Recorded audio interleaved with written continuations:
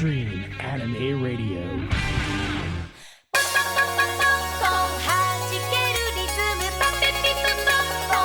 踊り始める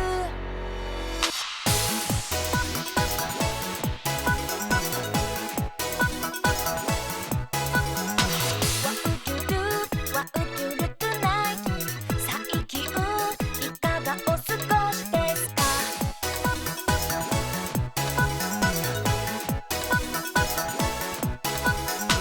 かくいうこの私もこのとこキャパシティオーバーです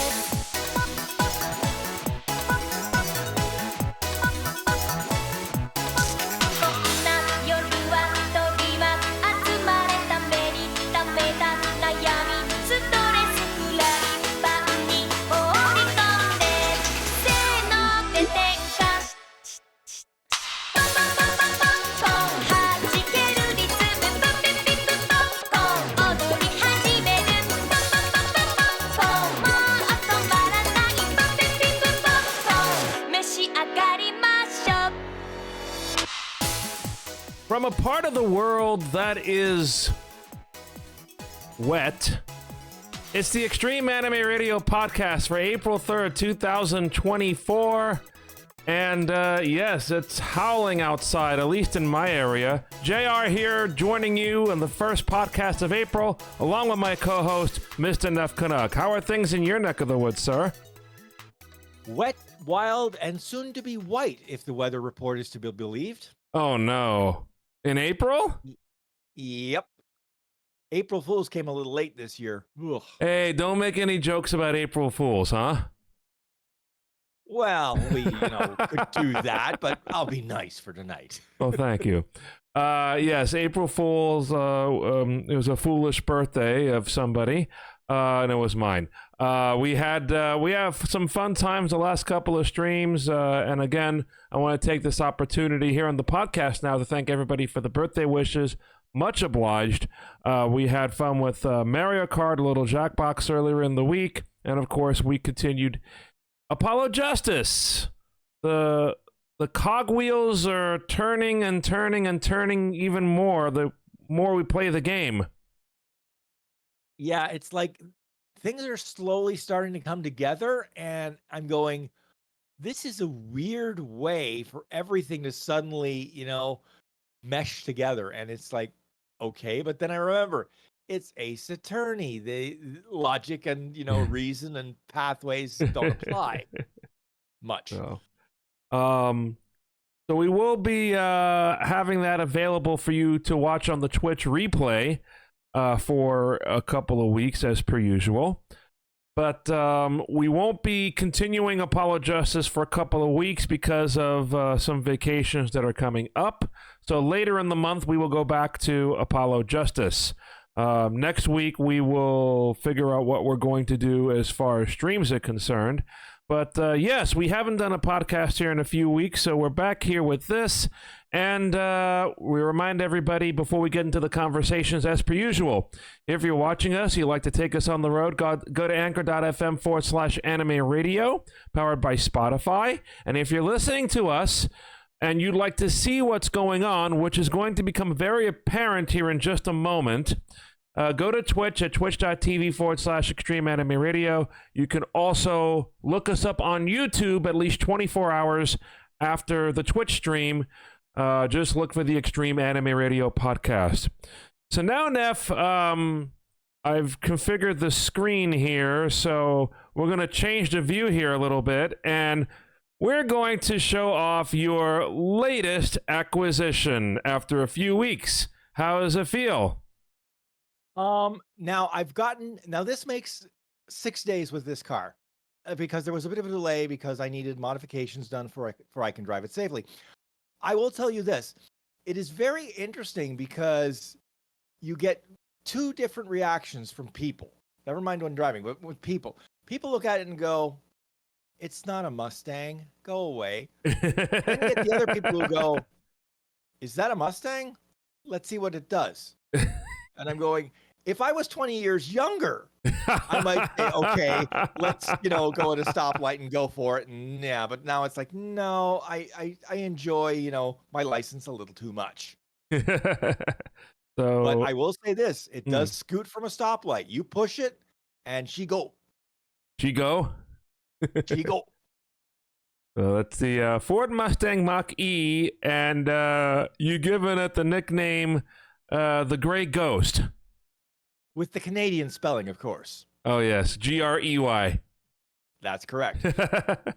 Everybody would say, why wouldn't you spell it the American way? And I'm going, do I look American to you?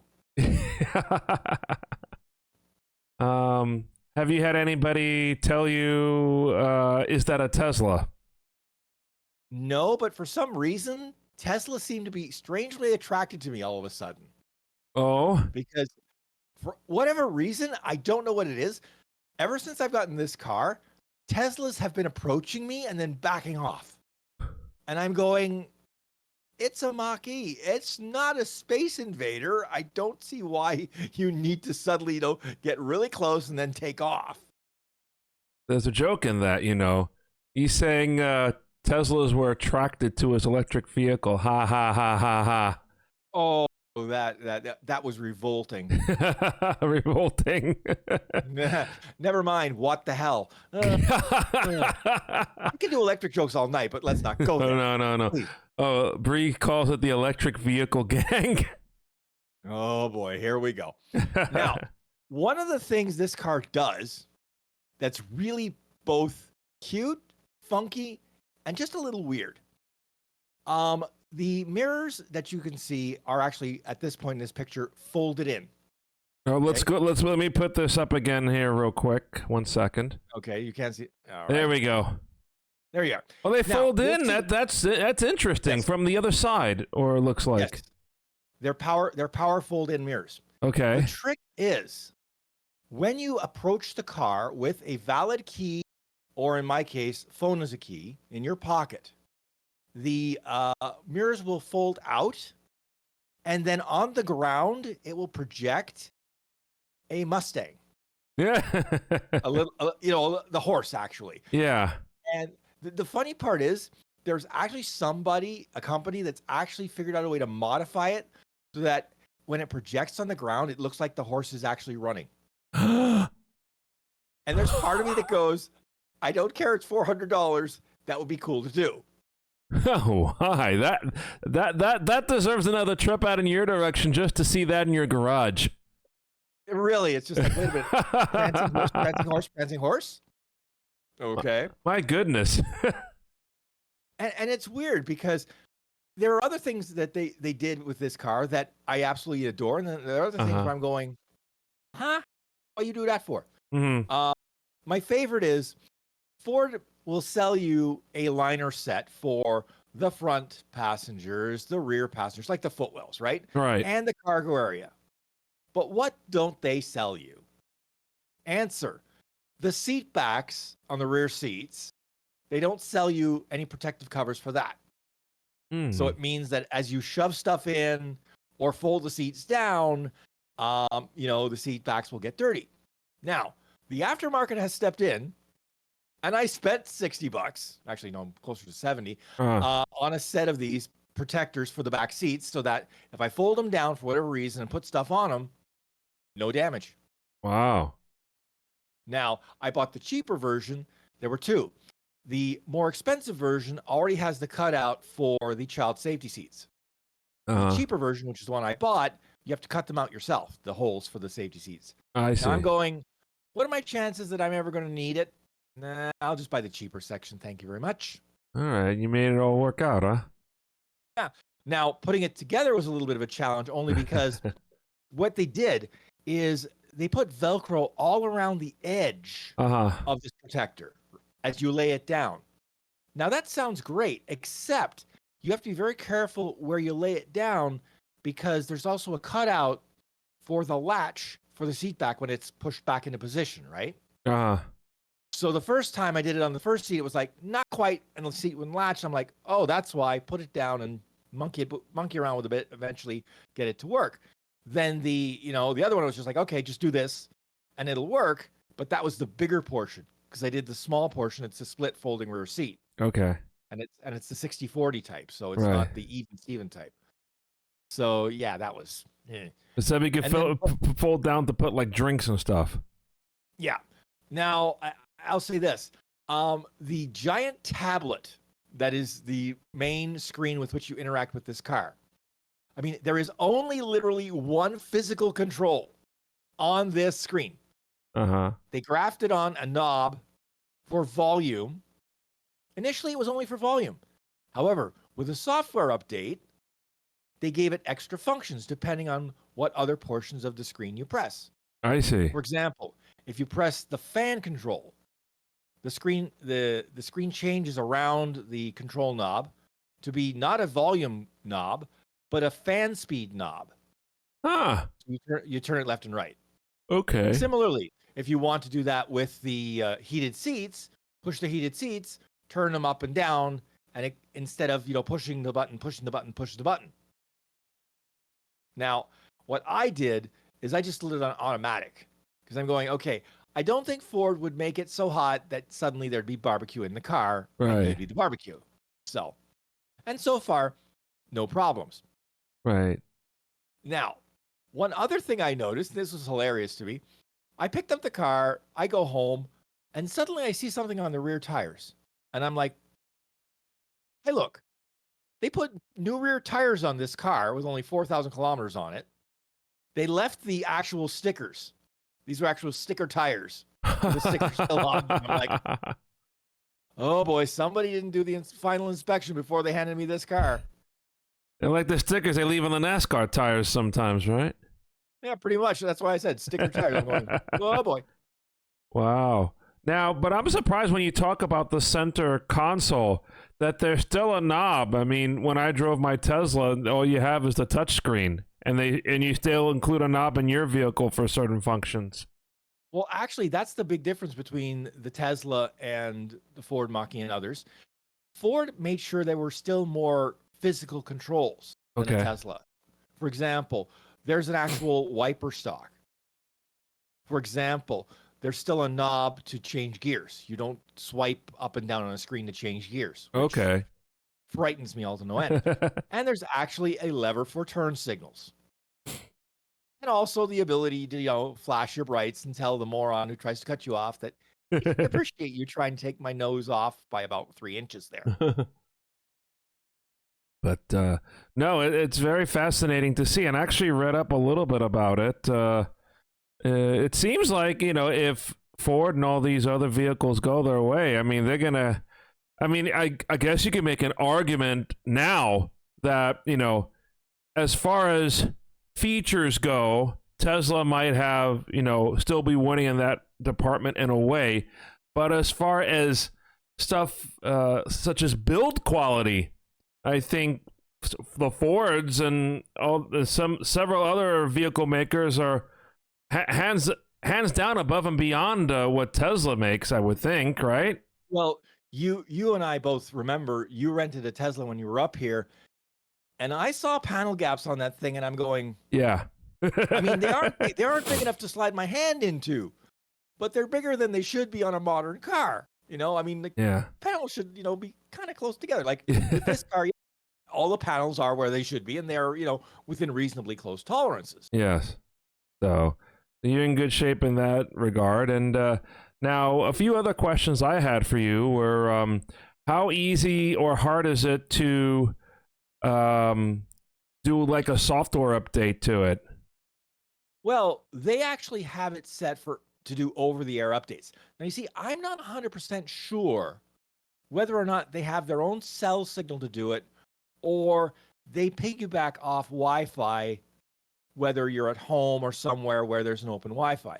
I'll explain why. Initially, I tried to get it to use my Wi-Fi in my home, which could reach out to the driveway around my building, the actual in front of my building. Right. And it wasn't picking up anything. So I thought, okay.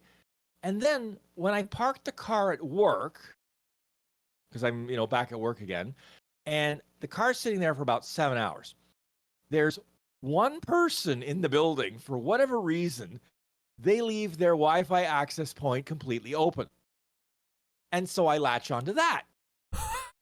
Within a day, the car is saying, hey, we have new updates. Hey, we have new updates. And it's been updating slowly over the last few days. Now, it hasn't had any of the major updates that require the car be shut down for half an hour while it, processes them. Right. But as far as I can tell, it's getting updates. I'm going, okay, you didn't like my Wi-Fi at home, but you like this one?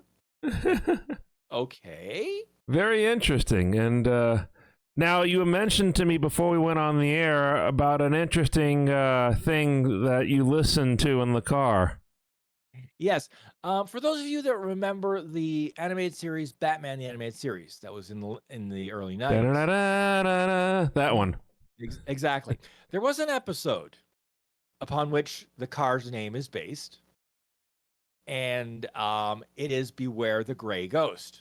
Now, that's with the American spelling, of course. And the trick is, the Gray Ghost was actually voiced by the first TV Batman, Adam West. Mm. And with the story, they sort of actually mirrored to a degree what happened to Adam West after the original TV series ended.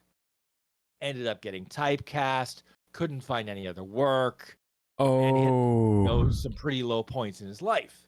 So if you watch the episode Beware the Gray Ghost, which is on Netflix in Canada, you will see that and you'll get a sense of what Adam West went through to some degree. Now, it wasn't quite as bad as the Gray Ghost here, because in this case, and I'm spoiling here for a 30-plus-year-old show, what actually happens is somebody uses a plot from one of the episodes of the Gray Ghost to commit robberies. And Batman first thinks it's this actor, realizes it isn't, and with the help of the Gray Ghost, the actor figures out who it actually is. And it turns out to be a toy maker or a toy store owner who's a few Lego bricks shy of a load, because his idea is to blackmail the city into giving him money by threatening to blow them up using toy cars. Wow. Yeah. And then the final twist in that episode is the toy maker is voiced by Bruce Timm, who was one of the producers of Batman the Animated Series, and the character of the toy store owner was actually drawn to resemble him.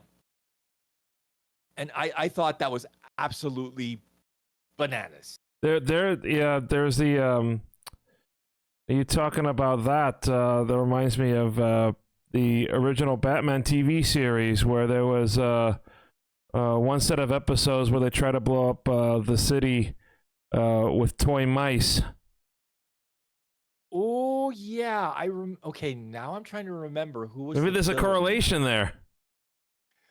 Okay. Now remember, almost all Batman media tends to borrow to some degree from that which has come before. Yes. Now it may not be a complete ripoff, but there will be those moments where you're like, I remember this happening somewhere else. Why? So that's something to actually, keep in mind whenever you're watching any Batman media, going, okay, this has happened somewhere else. Let me see if I remember where. And I just looked it up real quick. My guess was correct. Here in the U.S., it's a Max thing, because obviously Warner Brothers distributed it. I'm sure they still have the rights to that and many, many other Batman things. Well, yeah, kind of, sort of. It's funny, though, because up here, the rights tend to get piecemealed quite a bit. And you're like, okay, I think it's here. No, it's not. It's over on this other thing, which I have to then buy, or, I do have a subscription to that. Right. Breeze mentioning in the chat, there's gaps in, she's referring to the Tesla. There's gaps. Makes me think of the Cybertruck. Oh, boy. Oh, the Rustmobile. You talk about piecemealed. Yeah. I mean, okay. The best part is, you get the designer saying, please don't shoot the Cybertruck. And then people are finding out that, you expose this, futuristic truck to air, and it starts to rust, and you're going, Not one of Ding Dong DeCarlo's better ideas. Now let's go back to your new Mustang. How easy or difficult is it to charge? Well, I haven't had to charge it yet. I'll probably have to charge it this weekend because I'm going to go on a bit of a trip and I'm going to need some charge for the way back. Basically, the charge door, you push the door, it pops open. Now, in terms of actually paying for the charging, Ford has actually partnered with a number of charging networks so that you can actually do it all in the Ford Pass app. Okay. You just give it your credit card info, and I'm praying here that, they don't suffer a data leak. And then you just drive up to the charger, identify the charger, and then plug in and away you go. All right. Now, that's for the CCS1 standard or CCS/J1772 combo standard. Okay. Okay. Getting to the Tesla superchargers requires a little bit more effort. Not in terms of payment. They will, allow you to do it through the Ford Pass app. Okay. But in terms of extra equipment you need. Oh, the adapter. Of course, the adapter. Now, the day I bought the car and signed off on all the paperwork, I put the car in the Ford Pass app and I immediately order the adapter from Tesla or from Ford. I get, congratulations, expected in October. And I'm like going, what? No. Now, there were two major companies that were also producing third-party Tesla chargers for CCS adapters. So there were two companies. The one I went with was a company based out of Quebec, even though the chargers themselves are built in China, because one, I thought the physical shape was a little easier for me to handle, and two, it didn't have spring-loaded catches for both ends, both the connector to the car and the connector to the actual Tesla cable. With the one I'm looking at, I've bought, it's a slide switch to unlock and lock to the Tesla cable, which I think will be a little easier for me. Okay, yeah, that sounds good. And how much is that? Now I bought the combo pack, which was that charge adapter plus the adapter that let me use Tesla destination chargers. Mm-hmm. Those are the lower power ones. So that was about 335 Canadian. Okay. But then you're all set with that then. Yeah, and then I'm all set. I can basically use any of Tesla's hardware as well as the hardware that the car would normally charge with. Okay. Well, I'll be curious because in the States, one thing I've noticed is that they do have particular Tesla stalls that they mark as disabled access. They're wider and easier to get in and out of. And I'm going, I don't know if they do that up here. I know if they do. Yeah. I think we ran into remember when I drove the Tesla with us coming back from Niagara Falls, we went to that supercharger in Niagara Falls on the way back.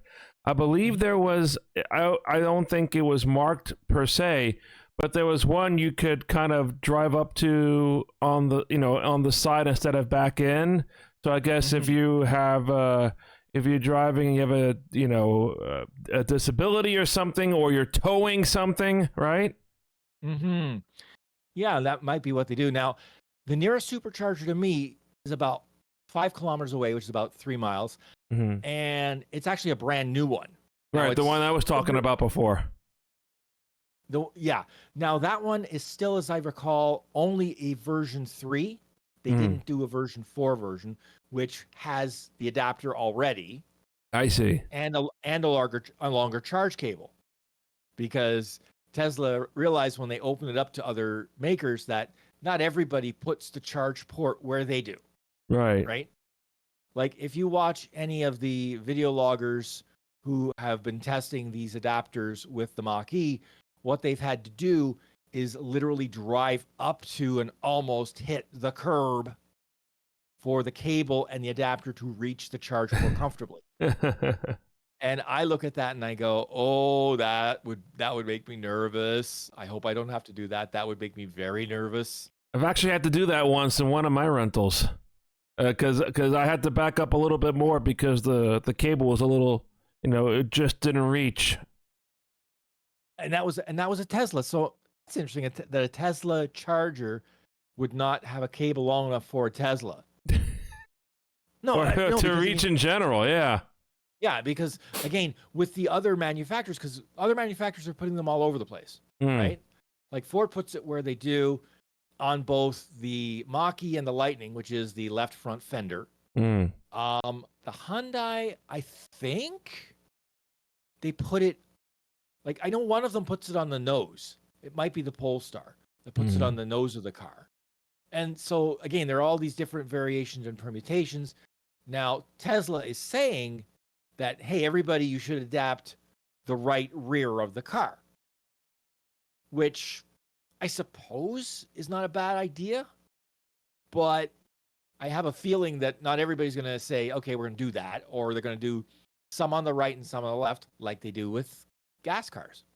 Right. Because as we all know, gas cars have left and right. They do. And yeah. unless you're looking for that little symbol next to the gas thing in your the car, triangle. Exactly, the triangle. You're like, which side am I on? And of course, invariably, you'll go on the wrong side the first time. Oh boy, but I would ask you so many more questions, but we don't have too much time. We feel like hot topics like this, but I'm sure that car is going to give you lots of charge and many happy years of driving. And we'll have to talk about this again after you do your first charge up to see how well it goes for you. Yeah, I am very curious to see if it is as seamless as the Ford Pass app makes it out to be. Now, as a precaution, I did download almost every other charging app in Canada that's available, just in case. So Flow, ChargePort, yeah. Flow, ChargePort, Shell Recharge, Petro Canada, the Tesla app. The Tesla app? Wow. Yeah. So I got 5 different apps plus the Ford Pass app. One of these is going to charge my car. Well, for me, I still have the Tesla app on my phone from the previous rentals, and it's pretty useless until you pair it with a rental. Or you break down and buy a Tesla. Yeah, exactly.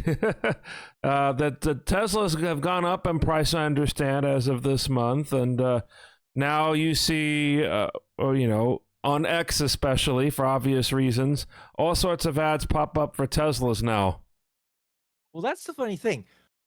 Ding Dong DeCarlo never wanted to advertise. In fact, he says he hated advertising. But I guess now that he's not, making money hand over fist on Tesla anymore, he's like, okay, fine, if we have to advertise. But oddly enough, you say the price of Tesla's gone up. In Canada, they've been reducing the prices left, right, and center. Which has caused the used prices to drop precipitously as well. Interesting.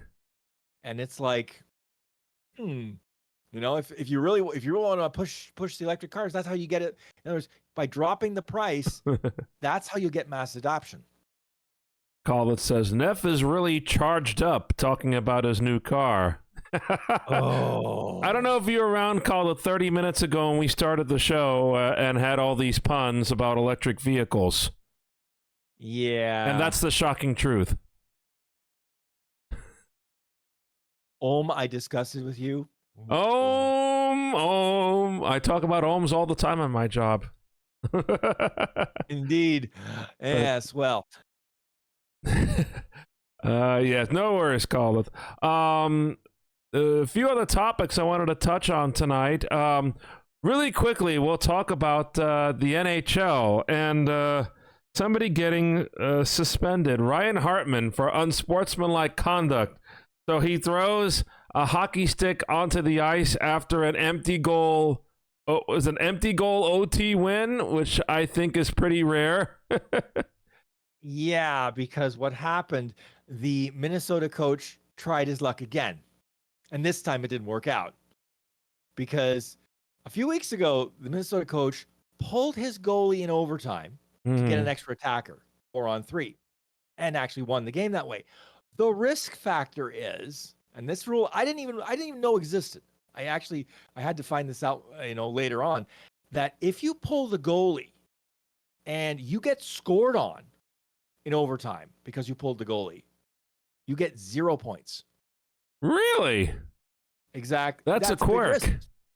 Well, that's a big risk too. That's why you don't see coaches do it. Right. Because a point is better than zilcho, Exactly. especially these days. Wow. It is a bit of a risky move. I never knew that. I mean, that's why they did. That's why they put that rule in to prevent coaches from doing that, right? I see. So it's like, But yes, we see the video from the Department of Player Safety saying this is unsportsmanlike conduct, and Ryan Hartman is a quote unquote repeat offender. You are suspended for 3 games. well, I mean, there are repeat offenders, and then there are repeat offenders. No, seriously. Like for example, Mr. Tom Wilson out in Washington. Mm-hmm. He's been called out on the carpet so many times by the Department of Player Safety. I think he's worn that carpet out, which is why he ended up getting 6 games. Right. But you mentioned this is a department that you think should be squashed. Again, the idea is sound. The people running it are deaf and dumb and blind because they do not consistently enforce the rules and then have to go through all these mental gymnastics worthy of Simone Biles to try to justify them. It drives me nuts. There's a rule book. Use it. Yep. I mean, if I had my druthers, I would blow everybody out of there and put somebody in there and say, okay, this is the rule book. You call it. I don't care what kind of flack you take. Yeah. I will back you. But call the freaking rule book the way it's written. Right. Well, this is something I follow now on Twitch, and I think it's the first time I've seen them post something for unsportsmanlike conduct. Well, I guess if you throw a hockey stick onto the ice and it hits somebody, then that becomes a quote-unquote player safety problem. Yeah, if that had actually hit an official, that would have been like probably at least a 10-game suspension. Oh, if not yeah. Longer. Oh, because once you start abusing officials, the NHL doesn't like that very much. No. They just abuse them themselves. Well, this is the Extreme Anime Radio podcast, and a big part of anime for many decades, Nev, has finally sounded the last horn. Funimation, on April Fool's Day, no joke, completed their absorption by Crunchyroll, if that sentence makes any sense. Yes, they were absorbed by Crunchyroll, and the Funimation website is now just redirecting people to Crunchyroll. End of an era. Now, I'll say it this way. I'll say that, when Sony bought everybody, in this case, Funi and Crunchy, I wondered which one would fall. And in my head, I was like, I honestly thought Funimation had the more cachet, the more name recognition among the fans. But they decided, for whatever reason, that it would be Crunchyroll that they would pour their resources into, and that it would be Crunchyroll that would survive. All right. Now, will that be a good business decision? Nobody knows. I mean, the trick is now that there are so few competitors to Sony, and the ones that are still around are basically hanging on by their fingernails. Right. That things could get very, very interesting in the next little while. Right. And I was reading, there's an article that came out about somebody online, and I've pulled up the list, who has compiled a list of Funimation titles that have not yet been migrated over to Crunchyroll. So apparently all the Funimation titles were supposed to have been migrated over, but there's, according to this list that I have here, who's from somebody by the name of Big on Anime, a total of 192 titles that are still yet to be added. Now, I would imagine that Crunchyroll is still in the process of trying to put these all through, but I guess there's a certain subsection who's of the opinion of, well, they announced this merger so long ago, they have plenty of time to do this, and they haven't. Well, here's the problem I think that's behind the delay. And it has to do with licensing. Because depending on how your contract is worded, okay, your contract is worded as, for example, I cede the rights to Funimation. Funimation no longer exists. Yeah. Funimation was bought by Sony Pictures Entertainment.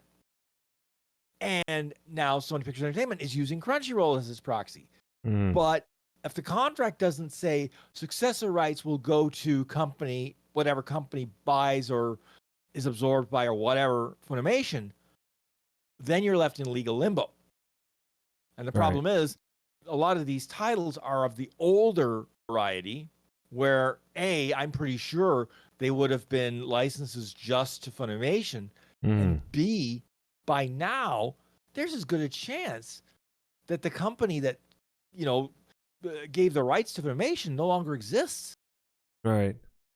So they can't go back to that company and say, okay, we need to renegotiate to put it on Crunchyroll, because they go back to the company and there's just, you know, an empty field. Now, I'm just going to parse through this list real quick that I've pulled up as of the night we're recording this. And there are a few tweaks to some of these things that are listed, but everything on this list, as I scroll through, there are some, like you say, Nev, some old titles in here, and they really stand out. Hack, that series hasn't been transferred. Ayori Aoshi, one of my favorite slice of life animes growing up, that hasn't been transferred. Aquarian, Black Butler is on the list. Boogie Pop Phantom is on the list. And some of these are either subs or dubs or both. And I think Neff just froze.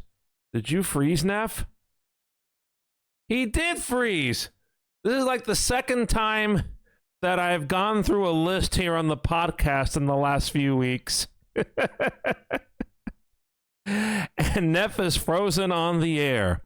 So, let's see here. Maybe I should edit to the point where we pick up the show.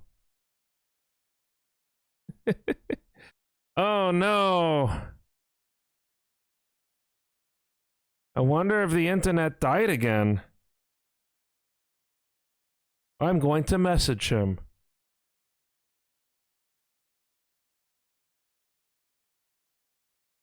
So, I would not be surprised if we have a cutout again on, yeah, there's the disconnect.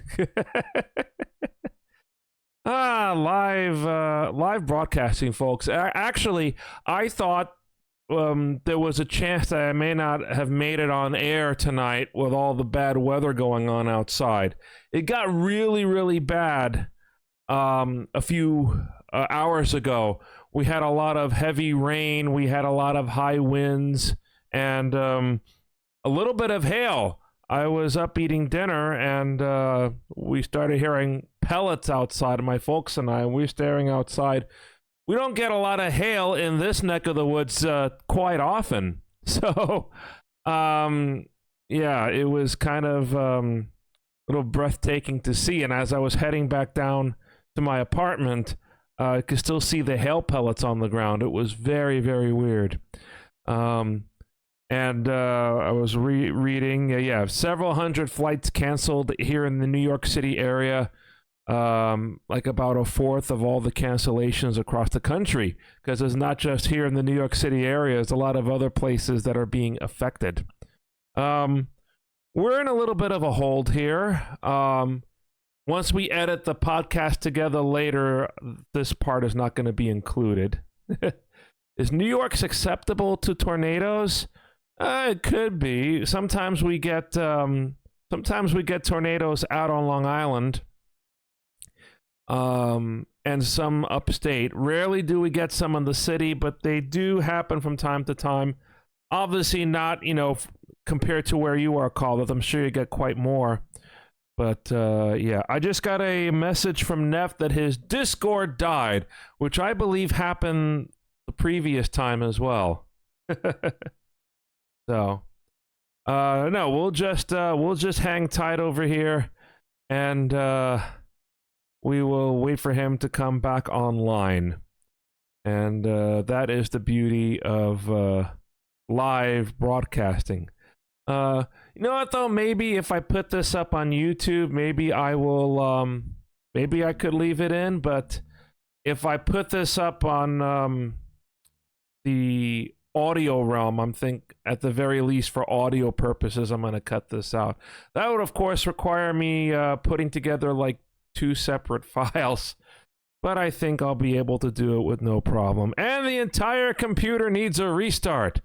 Well, well, well. I want to hold up on this talk about Funimation until he comes back because I'm starting to go through the list, and there's a lot of as I mentioned right off the top, some interesting titles. Ai Yori Aoshi is one of the original slice of life titles that I grew up with. As a matter of fact, I splice in the Benny Hill theme during Neff's absence. No, actually, I played back in the visual novel realm, if you will. There was this actual DVD game that I played so much I wore it out. There was a time when these visual novels were released on DVD, not just on, PC, and just play them over and over, like I said, until you wear out the disc. And every time you would want to save your game on the DVD would give you a code, and then you would have to punch in the code on the DVD in order to continue the game from where you left off. If you type in the wrong code, then it wouldn't work, or you'd be taken someplace completely different. Big difference back then between how you play DVD games and just saving a game on a computer or a console or that sort of thing. So, we're going to wait, and I'm starting to hear a little more weather outside here. Looks like, the high winds are going to continue throughout the evening, it seems. Thank goodness I haven't been affected here by anything. Although I will check my car outside tomorrow just to make sure that, it's in good shape before heading off to my real-life job. A busy weekend at my real-life job coming up, so hopefully we'll have enough time to edit the podcast, get it out for you guys by the time the weekend comes around. Oh boy. So still waiting here. And I will go ahead and see what else is. Oh! It looks like Neff is coming back. Let me pull him up here. See if he pops up. Come on, Neff.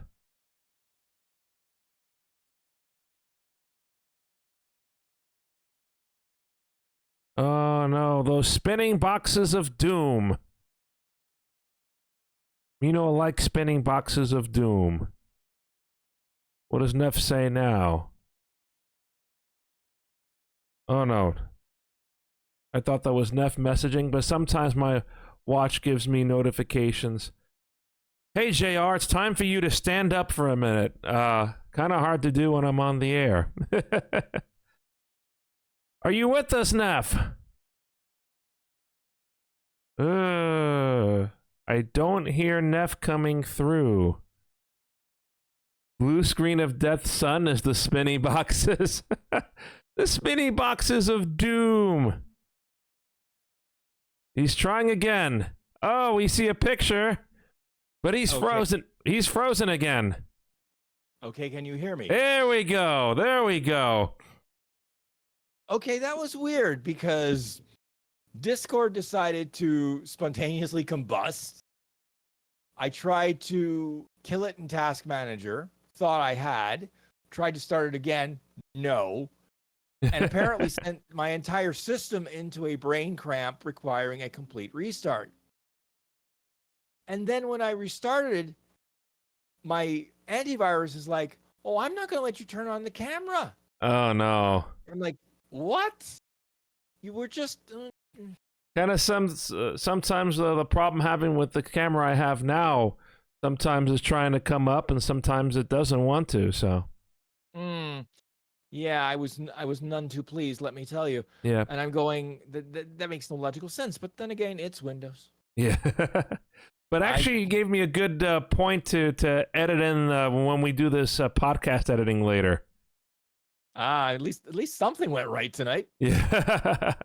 Though I think what I'm going to do is for the audio version, I'm going to edit it out, and when I put this on YouTube, I may just leave in my rant and see how that goes. Oh, I missed a rant. Oh dear, a rant from JR. Now that's definitely Oh something no, not a rant, but you know what I mean, just a regular conversation. Talking about the weather over here and well, I was going to say when you're having a regular conversation with yourself and it might be more, entertaining than talking to me, but hey. JR, oh, so we have different names for this now. Fireside chat or ramble some ramblings. But no, let's go back to our conversation. When you left us, not voluntarily, of course, I was going over this list that was found on the internet of these titles that have not been transferred over, and some of these really stick out. Dot Hack is in here, Ayori Aoshi, which I talked a little bit about in my fireside chat, if you will. I used to own a DVD visual novel of Ayori Aoshi, where the way you saved your game is by seeing a code appear on the screen, writing down that code, and then when you restart the DVD, you put in that code again. Okay, now I actually have a version that's on the PC CD-ROM. Now, whether or not, even if I could find a DVD player that could hook up to a computer, would the disc still work? I still have the box. I still have the actual boxes the thing came in. It was like two DVDs, two CDs worth, and it was like, okay, it was fun for what it was. Well, I'm going through some of these other titles that are here. I think when I noticed you were off, I mentioned Black Butler. All Black Butler's not on Crunchyroll just yet. Going to the next page, I see a few Dragon Ball movies. The dubs of those are not available on Crunchyroll yet. Durarara, Galaxy Angel. There's another one. Gurren Lagann. The dub is not available. And let's see. Ikitozen. You were talking about really old. The next page. Let's see. One of the Monogatari anime is listed there. Gundam Seed and Gundam Unicorn. Moon Phase? You remember Tsukuyomi Moon Phase? That's an anime I watched when I was in college, and I think I stopped like 4 episodes short. I have the DVDs, including one of them signed by some of the voice actors and one of the producers involved, I believe. Ooh, nice. Outlaw Stars on the list? Let's see. Now, Steins Gate is on the list. I'm seeing a bit of a commonality. One, these were former Pioneer / Genian titles, some of them. Some of them were Bandai titles. And Bandai is notorious when it comes to their rights issues, right? So yeah. Wouldn't surprise me if they had one of those contracts I mentioned earlier before I got knocked off, where it says Funimation, full stop, right? And now that Funimation no longer exists, they're like, well, sorry. To finish off this list, Tenchi Muyo, all the Slayers series, Vision of Escaflowne. Let's see. And then we have a few others that I don't recognize. But yes, Slayers, I think, was Pioneer as well, wouldn't they? Yes, I believe so. So there is a commonality there. Very, very interesting to pick up on that. Well, the problem is I've either watched or had most of these titles in my collection, so Yeah. it's immediately going, oh yeah, that one. Oh yeah, that one. Okay, Pioneer/Genian. There we go. Well, if Moonphase comes back onto Crunchyroll, I think I will rewatch that series from start to finish because that was a nice series for me to watch. Back in my youth, I think I watched this, and I might have. I can't remember how I watched Moonphase. It might have been something that was pulled from R. The Seas, yes. Back when it was 480p, if you were lucky. Yeah. If you were lucky, there wasn't a virus hidden in there somewhere. Yeah. And now Funimation doesn't say anything in their news releases, anything specific in the last few days, if I looked correctly, about the closure of Funimation. But very interestingly, what they do announce today is that they are bringing profiles to Crunchyroll. So if you are a premium subscriber of Crunchyroll, later in the month, you will be able to create several profiles for the anime buffs in your family. Well, that's mostly so that, mom and dad can have their shows and Junior can have their shows and never the twain shall meet.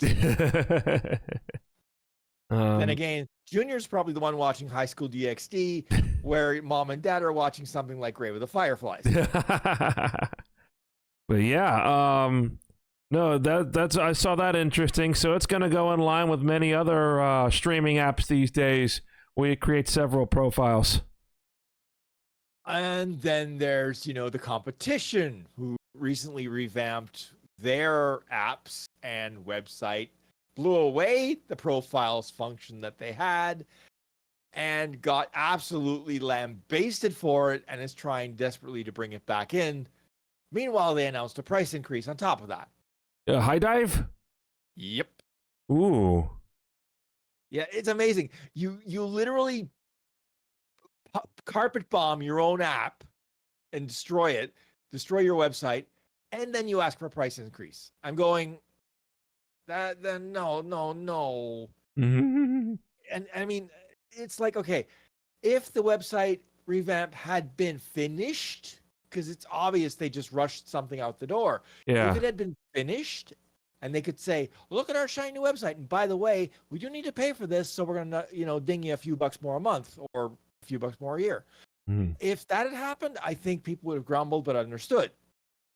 But to release the half-baked, half-off product they did, and then kick you in the teeth and say, and besides this, we want more money. I mean, most people are going, no, they're not happy. Mm.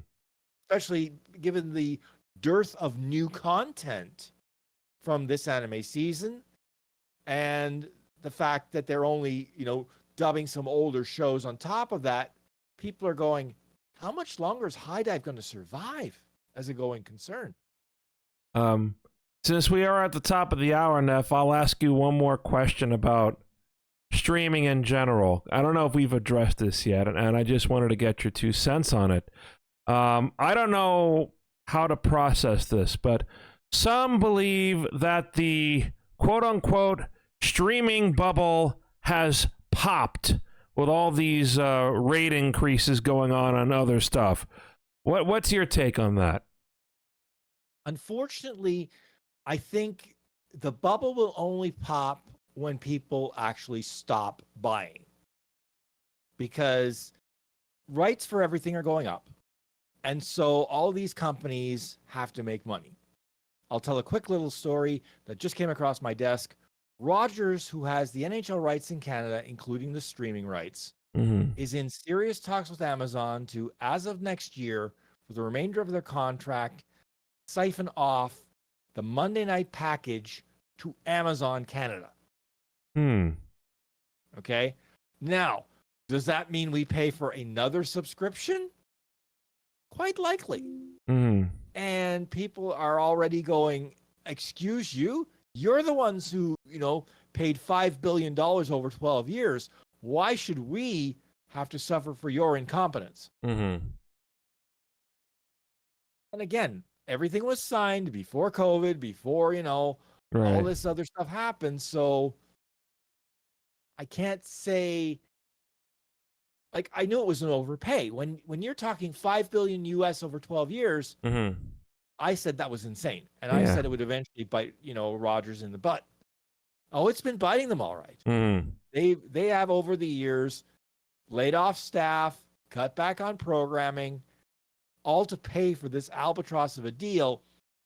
But the NHL thinks somehow that when the rights come up in Canada in a couple of years, they're going to make as much or more than they did with this deal. Mm. And I'm just shaking my head going, nope. That's not going to happen. This is going to be where the NHL prices themselves out of literally their home market, Mm-hmm. or it ends up going I think it'll end up going all streaming, Mm-hmm. whether it be Amazon or DAZN or somebody else. Right. But I think the days of hockey on linear TV, whether it be over the air or cable, are seriously numbered now Yeah. because of the need for money. They always pass the cost to consumers in some way. Well, I could tell you about what JetBlue's doing now, going to like dynamic pricing for when you check luggage on their flights. What? Yeah, they want to charge more to check luggage during peak travel periods, which apparently includes the entire month of April. That is peak travel, apparently, according to them. I would say that was an April Fool's joke. But sadly enough, apparently there are some carriers who would actually, agree to do that. Yeah. That's why if In I fact- stick domestic, I may stick with Southwest, even though the legroom isn't, very well. The legroom is not too bad, but Well, okay, I'll say it this way. If this succeeds in any way, shape, or form, then I suspect the Canadian carriers will try this. oh yeah, I mean, they already tried crap. They're actually raising the price of checking bags, which of course will lead to a Hunger Games style mad dash for the overhead bins. oh yeah, Instead of doing the opposite, which would be charge you if you take a carry-on, and then you'd be able to put everything in the bottom of the plane because nobody would pay the carry-on price. yeah. Almost nobody. So I'm just going, Exactly. Reminds me of dynamic pricing that Wendy's tried to do. Yeah, I heard that about that news. oh yeah, they tried that. They announced that to come to Canada too, and everybody said, congratulations, I just won't go to Wendy's. And they heard that loud and clear because everybody was saying it. Mm-hmm. Well, can you imagine? You go to Wendy's at 5 to 4, and it's one price. You go 10 after 4, and it's a higher price. right. Like what? Isn't that food delivery also trying to do that too? Yeah, I mean there are some places where if you do food delivery, the pricing is a little bit different. I think that's the norm around here too. You know what? I haven't paid attention because when I order food in, it's usually a Saturday night, and it's just like, whatever, I'll pay it. So I'm gonna get my ramen fix safely. Well, that will wrap up this podcast for tonight. Issues and all, but no worries, Neff. We made it through another hour. Yes, well, I do apologize. I will make sure to summarily kick my computer in the head after we're off the air. Violently. Well, before you do that, let's go through the closing commentary. If you have any questions, concerns, compliments, or complaints about this podcast or any of our Twitch streams, drop us a line at extremeanimeradio@gmail.com or hit us up on social media. Go to linktree.com/anime radio. There you'll find links to our Facebook account, our X account, our Instagram account, our Twitch server, our YouTube channel, or archive versions of this podcast, which are available at anchor.fm/anime radio or your favorite podcasting platform. So, next podcast is to be announced. It will happen later in the month. Like I said, the schedule for the next couple of weeks, streaming-wise, will be slightly different. We're going to pick up on Apollo Justice later in the month for sure. Tonight, however, we are going to, what do we say, Super Mario RPG, right? I think so, yeah. So I can learn from you and, get past where I'm stuck. So I've got everything hooked up for that. We will get to that in a moment. But as far as the podcast is concerned, we thank you so much for listening, and we thank you so much for watching, and as always, for your support. For Neff, I'm JR. Thank you for watching and listening, and remember, Keep on looking out for the Extreme Radio Twitch streams, and don't forget, archive versions of our podcast are available at anchor.fm/anime radio. Good night, everybody. good night. See you next time.